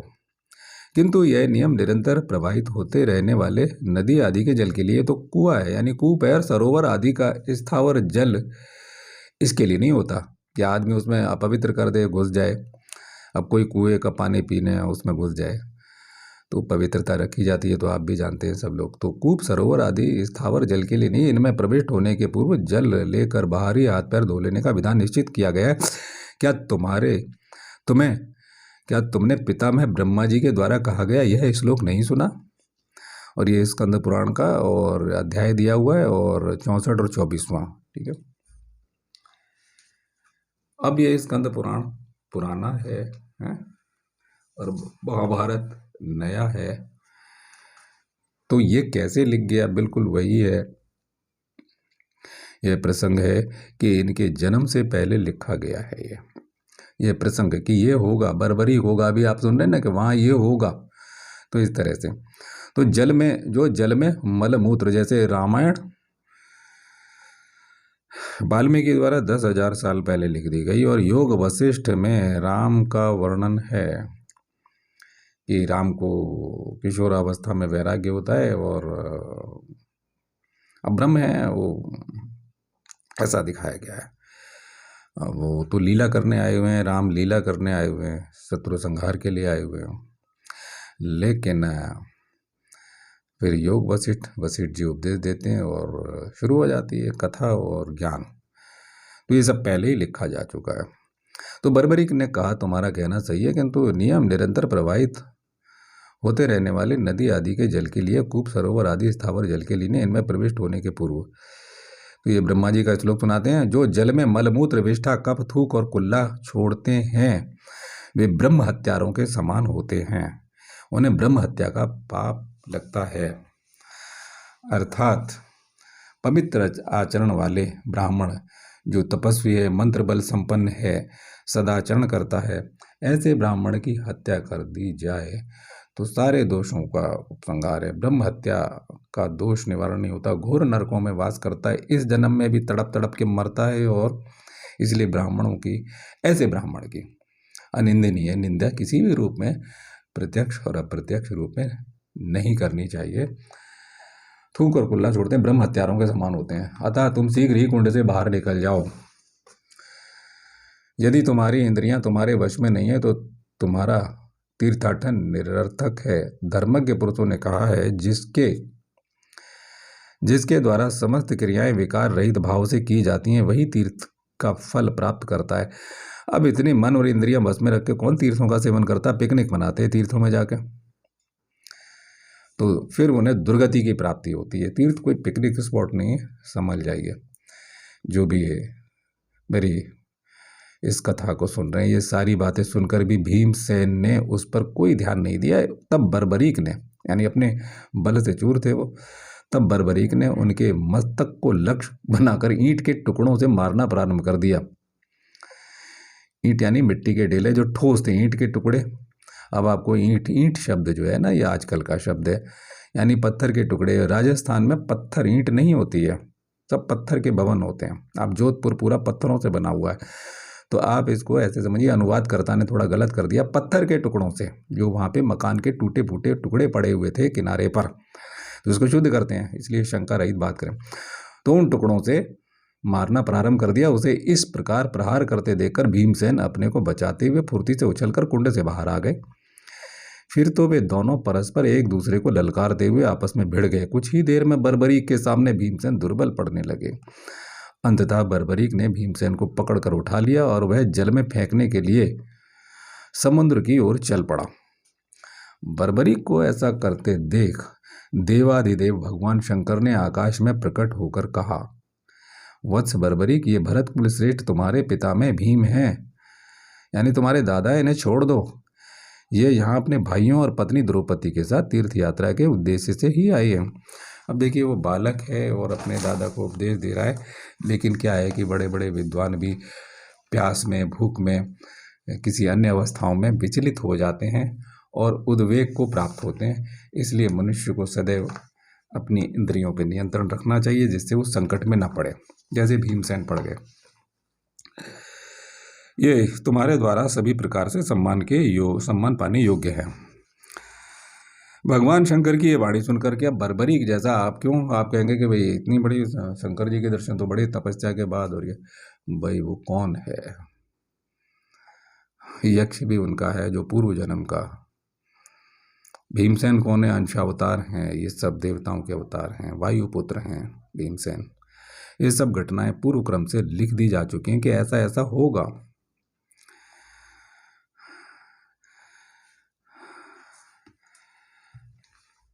अभी मुझे बताया गया कि भाई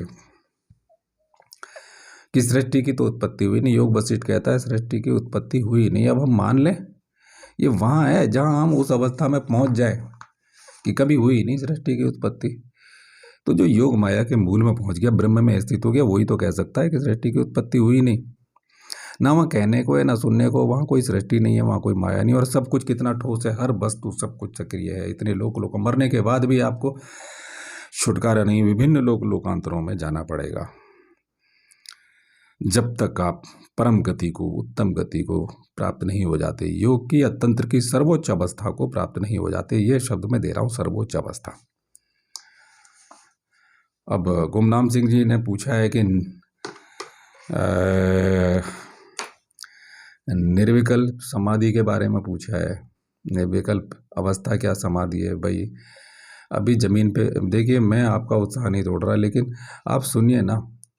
पहले संयम किया क्या आपने? आप पहले संयम करिए, और संयम के द्वारा परिणाम, तीनों परिणामों में संयम करने से त्रिकाल ज्ञान हो जाता है।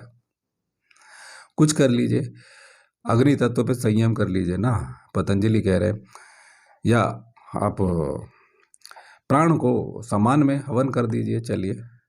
तो आप इतनी, मैं कभी करता हूँ, मैं कभी ध्यान की बातें करता हूँ तो मैं भाई एक सीमा तक बात करता हूँ। आप कुछ कीजिए, मंत्र साधन से आत्मबल, रक्षा कवच कुछ सिद्ध कीजिए, इतना कि आप निर्भीक हो जाए।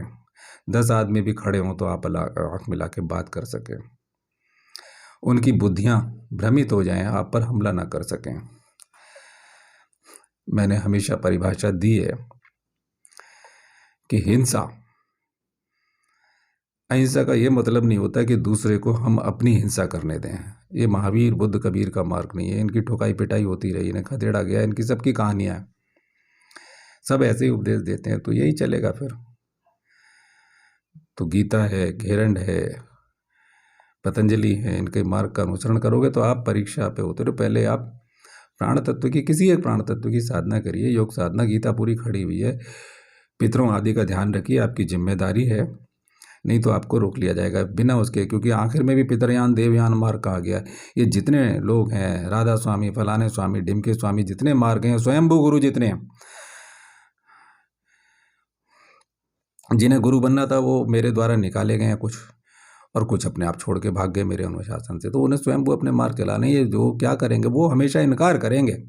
वो कहेंगे कुछ नहीं है, सहज समाधि बली, वो बचाएंगे। वो तरह तरह से कहेंगे, उनको ये पता नहीं कि वो महाकाली गुरु कहाँ है। महाकाली से अलग होता है गुरु, योग माया से अलग होता है। अगर गुरु इतना वो रखता है, पता नहीं 36 गुरु हैं। कौन गुरु है? श्यामाचरण लाड़ी, जो ये कहते हैं कि उस 5,000 लोगों को दीक्षा देते हैं और कहते हैं 5 बार नमाज पढ़िए। वो मैं नहीं कह रहा, मैंने तो किताब पढ़ के पन्ने दिखा दिए, 7 भाग बोले। वो कहते हैं क्या कि मोहम्मदुर रसूलुल्लाह, रसूल ही एकमात्र उसका प्रवर्तक है, वो ही है। उसके अलावा हम किसी की वंदना, बाढ़ में गए अवतार बाबा या फरघेड़ा खान बाबा, अवतार बाबा तो नाम उन्होंने रख दिया है योगानंद ने, महिमा बढ़ाने के लिए, भ्रमित करने के लिए। अपने दोस्त को ढूंढते नहीं, ऐसे हाथ उठा के ढूंढ रहे हैं, जैसे ओशो ने बताई ना, एनर्जी की तलाश में। इतनी उनमें काल ज्ञान की दृष्टि नहीं है। आप, मैंने पढ़ पढ़ के दिखाए पन्ने। केवल अगर शरीर खराब नहीं हुआ तो ये कोई एक अवस्थाएं हैं छोटी, बहुत सारे लोगों को हो जाती हैं। तो वो बोल क्या रहे हैं? मोहम्मद रसूलुल्लाह। और फिर क्रिश्चियन पूरा, योगानंद परमहंस ने पूरी क्रिश्चियनिटी नहीं पीट के भगा देते योगानंद को और युक्तेश्वर गिरी सबको। कहाँ बनता है? योगानंद जी को भगा दिया जाता है। पैसे लेने हैं ना, तो पैसे के लिए स्तुति करेंगे विदेशियों की, और क्या करेंगे भाई। आज भी अगर विदेश में रहना है तो वो ईसाइयों की स्तुति करें, मुगल कंट्री में रहना है तो मोहम्मद को मानना पड़ेगा। और अब तो हमारे देश की हालत बहुत बुरी है। तो सनातन धर्मी भाइयों, मैं एक छोटा सा प्रयास कर रहा हूँ, मौलिक तत्व को, आपको धर्म के मूल स्वरूप को ढूंढ ढूंढ के प्रस्तुत कर रहा हूँ। जो मिलावटें कर दी गई हैं उसको ढूंढिए। अब ये ढोंगी बाबा लोग भी, क्योंकि उन्हें शास्त्रों का ज्ञान नहीं, कि शास्त्र गुरुदेव की कृपा से अनुवाद करने की योग्यता 3 किस्म के मन होते हैं। एक पढ़ने वाला मन है, अनुवाद करने के लिए व्याकरण, प्राचीन व्याकरण का ज्ञान होना चाहिए। प्राचीन, ये वो संस्कृत आज की नहीं। आज जो हम वाणी में लिख रहे हैं कोई शास्त्र, तो वो दूसरी संस्कृत है, प्राचीन संस्कृत अलग है। व्यास जी ने दुरूह वाक्यों की रचना कर दी। गणेश जी को भी सोचना पड़ता था क्षण भर के लिए ये शब्द है, क्योंकि महासरस्वती व्यास जी के अंदर से बोलती है। तो अनुवाद करने की क्षमता गुरु कृपा से और सिद्ध गुरु की कृपा से आती है, कम से कम इतने श्रेष्ठ गुरु की कृपा से आती है। तो चलिए आगे बढ़ते हैं। तो चांडिल, अब हम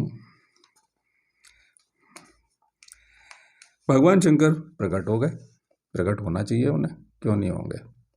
कोई साधारण तो है नहीं। कामाख्या की परम अवस्था है नहीं, कामेश्वरी की परम कृपा मिल चुकी है उन्हें, भस्म उनके पास है। अब शक्ति अगर पास है तो शिव तो प्रकट होंगे ही। श्रोता सोचिएगा, तो आश्चर्यचकित मत होइए।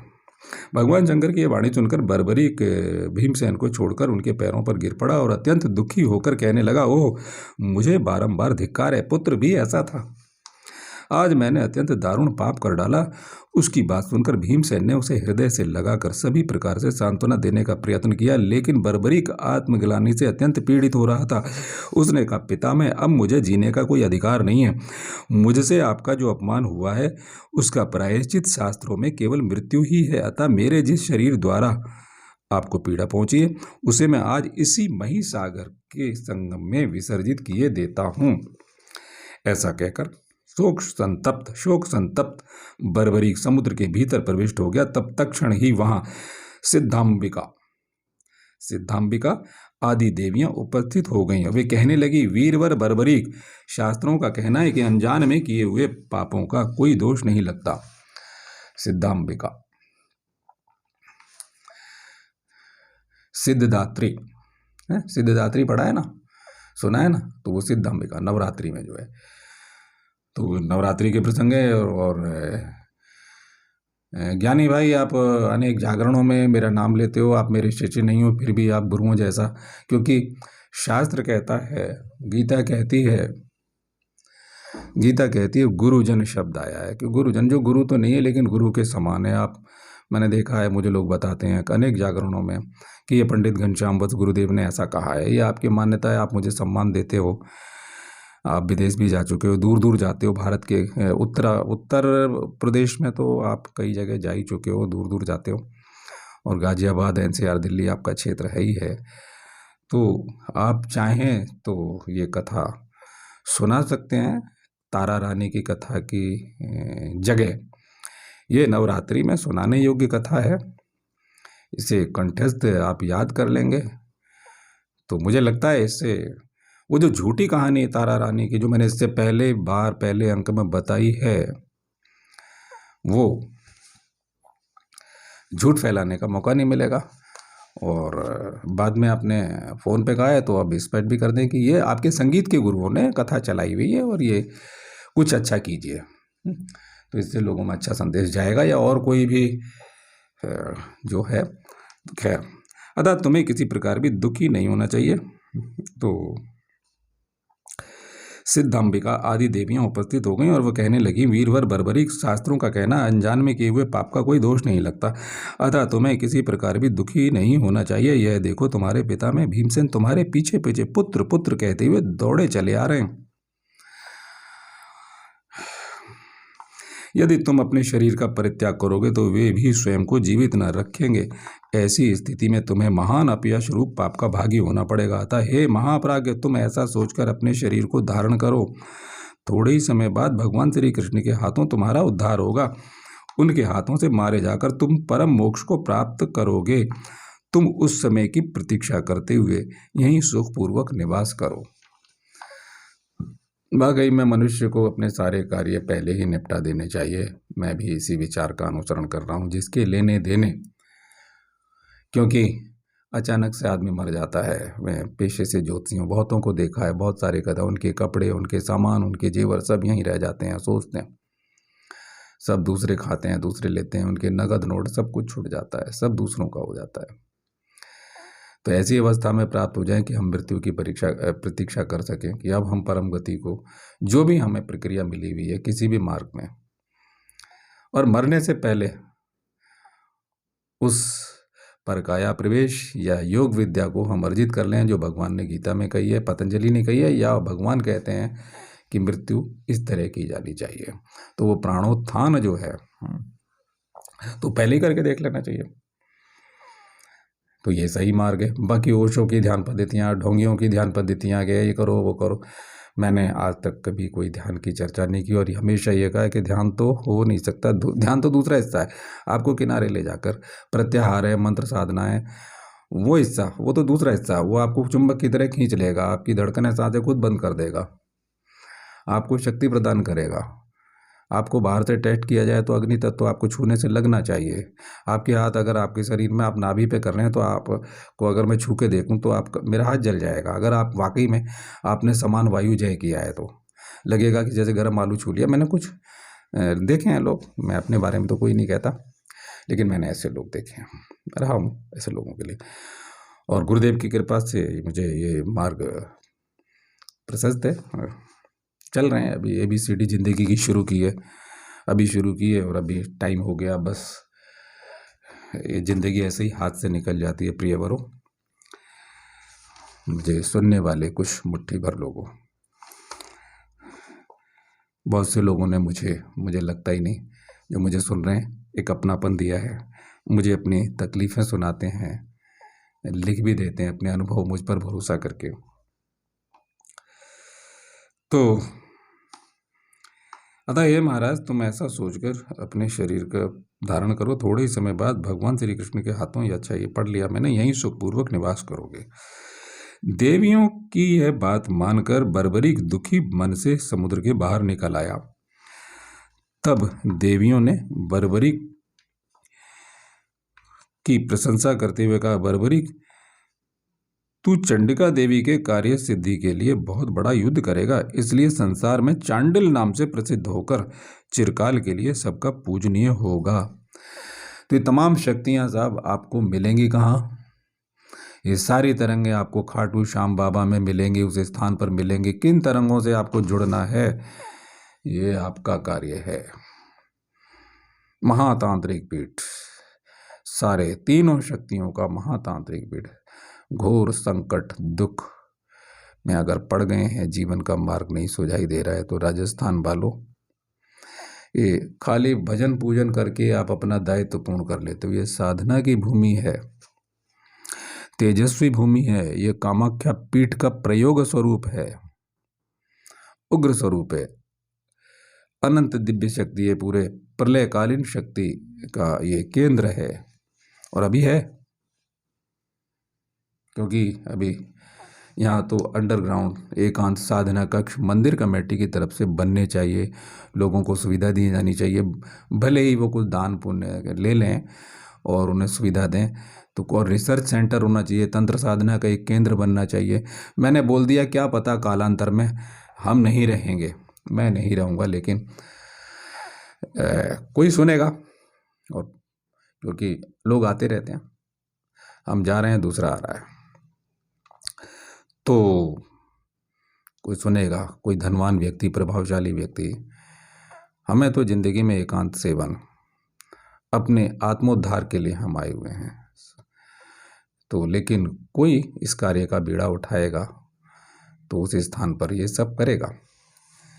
ध्यान जाता है ऐसे ही, कभी कुछ सुनता है आदमी, उसे प्रेरणा मिलती है तो क्रियान्वित कर देता है। तत्पश्चात यह कहकर वहां उपस्थित सभी देवियां अंतर्ध्यान हो गईं। तत्पश्चात जब पांडवों के वनवास का 13वां वर्ष समाप्त हुआ और युद्ध के लिए दोनों पक्षों की सेनाएं कुरुक्षेत्र में एकत्र हुईं, तब पितामह भीष्म ने अपने पक्ष के वीरों से यह प्रश्न किया कि कौन कितने दिन में सेना सहित पांडवों का संहार कर सकता है। द्रोणाचार्य ने 15 दिन, अश्वत्थामा ने 10 दिन और कर्ण ने 6 दिनों में सेना सहित पांडवों को मारने की बात कही। अपने गुप्तचरों द्वारा यह समाचार सुनकर भगवान श्री कृष्ण के समक्ष महाराज युधिष्ठिर ने भी वही प्रश्न अपनी सेना के महारथियों से पूछा। उनका यह प्रश्न सुनकर अर्जुन ने कहा, मैं अकेला ही युद्ध में सेना सहित कौरवों का एक दिन में वध कर सकता हूँ। लेकिन ऐसा कर नहीं सकते थे, क्योंकि जब युद्ध आता है ना, तो कितने मौके थे सामने कर्ण खड़ा था, कितना रथ हटा देता था वो। तो ये लेकिन आदमी का एक उत्साह होता है कि वो ऐसा कर सकता है इतने दिन। हाँ, दिव्यास्त्र, अब दिव्यास्त्र दूसरी तरफ भी है। तो खैर ये अपने अपने प्रसंग हैं, हम यहाँ कथा को आगे बढ़ाते हैं।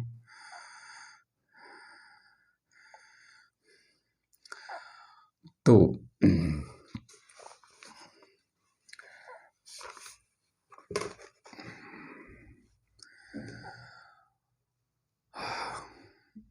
अपने गुप्तचरों के द्वारा यह समाचार सुनकर भगवान श्री कृष्ण के समक्ष महाराज युधिष्ठिर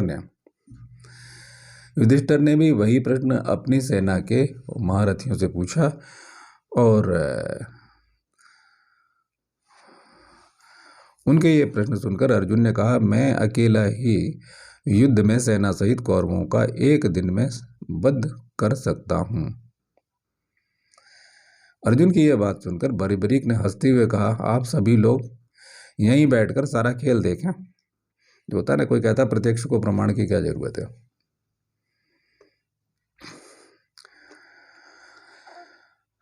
उसका यह प्रश्न सुनकर अर्जुन ने कहा, अच्छा, अर्जुन की यह बात सुनकर बर्बरीक ने हंसते हुए कहा, सारा खेल देखें, मैं सेना सहित समस्त कौरवों को एक मुहूर्त में ही यमलोक भेज दूंगा।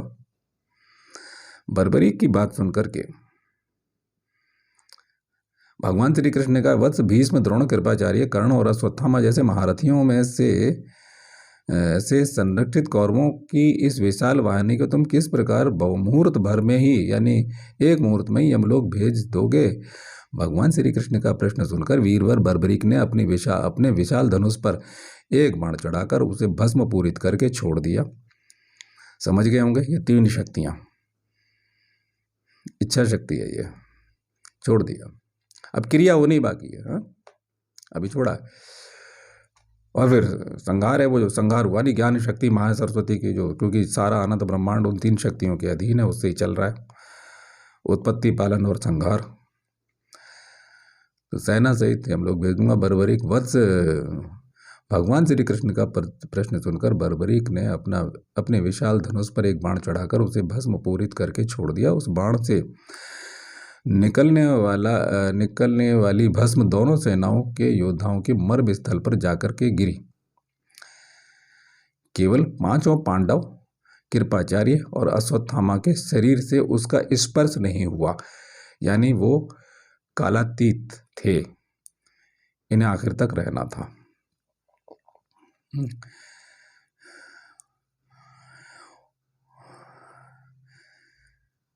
केवल 5 पांडव, ये सब आपने सुन लिया। इसके बाद बर्बरीक ने कहा, आप लोग देख रहे हैं ना कि मैंने सभी योद्धाओं के मर्म स्थलों का निरीक्षण कर लिया। अब मेरे द्वारा दूसरा बाण चलाए जाते ही वह सबके इन्हीं मर्म स्थलों पर जाकर गिरेगा और सबके सब मृत्यु के मुख में प्रविष्ट हो जाएंगे। बर्बरीक के यह कहते ही भगवान श्री कृष्ण ने सहसा अति शीघ्रता से उसका मस्तक अपने चक्र से काट गिराया।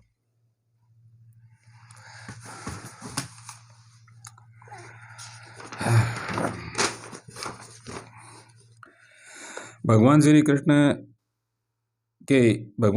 के इस कृत्य से वहां सबको बड़ा आश्चर्य हुआ। चारों ओर भारी कोलाहल व्याप्त हो उठा। पांडव अत्यंत दुखी होकर रोने लगे। घटोत्कच तो हा पुत्र कहकर पृथ्वी पर गिर पड़ा। इसी बीच सिद्धांबिका आदि 14 देवियां सहसा वहां आ पहुंची।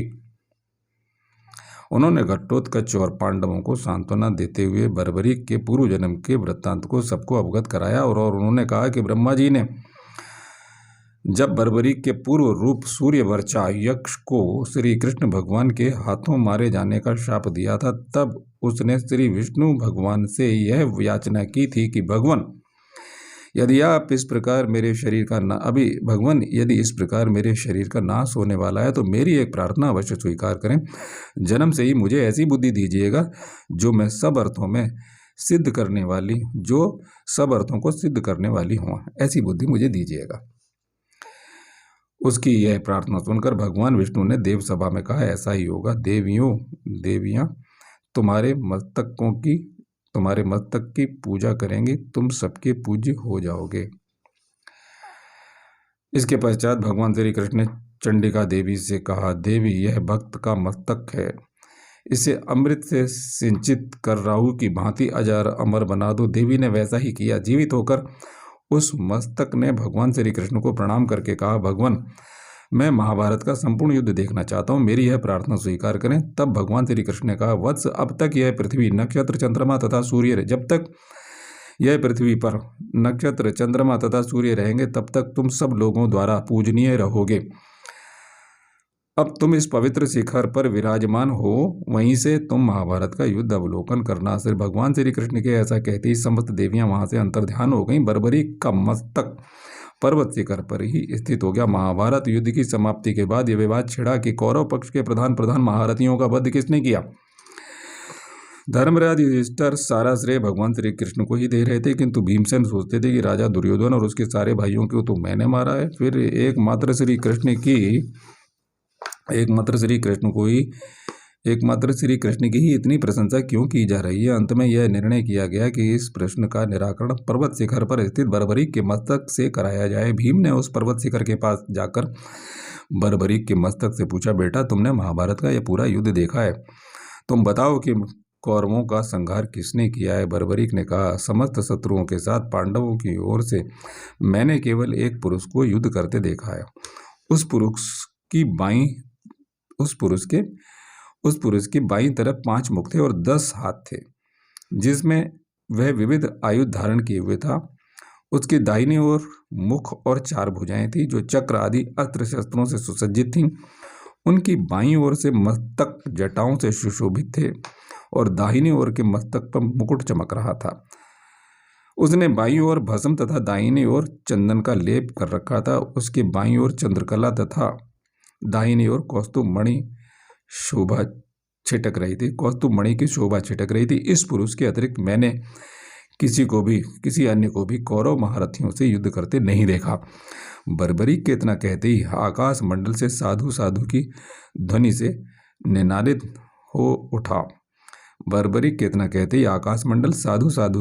निनादित हो उठा। देवताओं ने पुष्प वर्षा आरंभ कर दी। यह सब देखकर भीमसेन अत्यंत लज्जित होकर भगवान श्री कृष्ण के पैरों पर गिर पड़े और उनसे क्षमा मांगने लगे। भगवान ने हंसकर उन्हें गले से लगाते हुए कहा, अच्छा जाओ, सब क्षमा किया।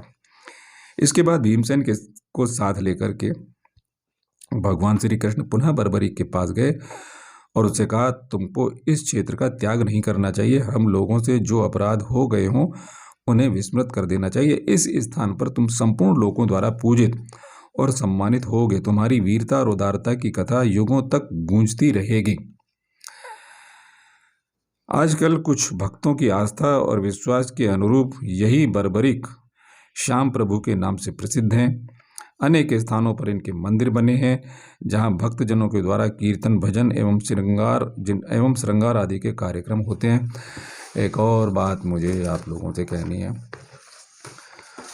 चेताना, ध्यान दिलाना,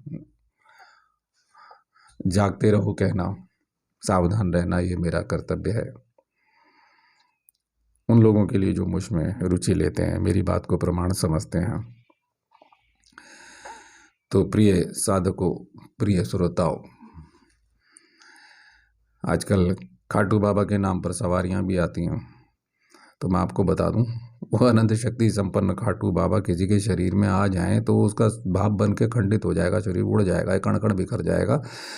वो खाटू बाबा की भक्त आत्माएं आ जाती हैं, कुछ भविष्यवाणी भी कर देती हैं। जो भोग प्रसाद, लड्डू, जलेबी, खीर वगैरह आप चढ़ाते हो वो खा लेती हैं। सावधान रहें। अध्यात्म की दुनिया बहुत अंधेरी गलियां हैं। यहाँ ढोंगी लोगों का राज्य है, बड़े शब्द जाल हैं, मीठी बातें हैं। परीक्षण करते रहिए। ये बाद वाले गुरुओं के चक्कर से बचिए। सबको बहुत बड़ी श्रृंखला है।